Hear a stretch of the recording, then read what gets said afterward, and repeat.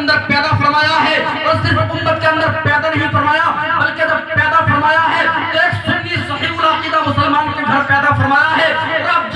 جب پیدا ہوئے ہیں تو آپ کے کان میں آ کر مسجد کے امام صاحب نے کہا ہے اشہد ان محمد رسول اللہ، یعنی مبارک ہو اے بچے، جب تو اس دنیا کے اندر تشریف لا رہا ہے تو کسی بدعقیدہ کے گھر پہ نہیں آ رہا ہے، کسی غیر مسلم کے گھر پہ نہیں آ رہا ہے، بلکہ جب اس دنیا کے اندر تشریف لا رہا ہے تو محمد مصطفیٰ صلی اللہ علیہ وسلم کا غلام بن کر تشریف لا رہا ہے۔ سبحان اللہ، سبحان اللہ، ماشاء اللہ۔ تبارک و تعالیٰ نے آپ کو جو ہے مقدر عطا فرمایا، آپ اپنے مقدر پر جتنا ناز کرے کم ہے، اس لیے کہ اللہ تبارک و تعالیٰ نے ہمارے اوپر یہ احسان عظیم کیا ہے تو اس نے اپنے حبیب صلی اللہ علیہ وسلم کی امت میں پیدا فرما کر ایک مسلمان گھرانے کے اندر اور ایک سنی صحیح العقیدہ گھرانے کے اندر جو ہے پیدا فرمایا ہے۔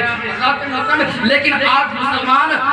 اس بات پر بالکل غور نہیں کرتا، اگر دیکھنے میں آئے تو نبی پاک صلی اللہ علیہ وسلم کے فرامین کو پس پشت ڈالتا نظر آتا ہے۔ حضرات محترم، ایران میں ایک بادشاہ گزرا ہے جس کو کہا جاتا ہے طبائے اول حمیری۔ حضرات محترم، یہ ایک بہت بڑا بادشاہ تھا، اس نے جو ہے 4000 علماء کرام کی ایک فوج کو اکٹھا کیا اور 1,00,000 جو ہے 30,000 سواروں کو، گھڑ سواروں کو اس نے اپنے ساتھ لیا اور 1,13,000 پیادہ سواروں کو اس نے اپنے ساتھ لیا، اور اس پورے لشکر کو لینے کے بعد اس جاہو جلال اور عظمت و ہیبت والے لشکر کو لے کر یہ جو ہے مکہ مکرمہ کی طرف چل دیتا ہے۔ حضرات محترم، جب یہ قافلہ اپنی پوری شان و شوکت کے ساتھ مکہ اپنی اس حرکت سے باز آزا اور فوراً اللہ کی بارگاہ میں توبہ کر لے، ورنہ تو اس دنیا سے ایسا نیز تو نابود ہوگا کہ تیرا نام لیوا پوری دنیا پر کوئی نہیں بچے گا۔ حضرات محترم، ایک عالم دین کی زبان سے سننے کے بعد بادشاہ اپنے گناہ سے تائب ہو گیا اور اس نے دل ہی دل میں توبہ کر لی۔ جب توبہ کر لی تو اللہ تبارک و تعالیٰ نے اس کو شفا عطا فرما دی۔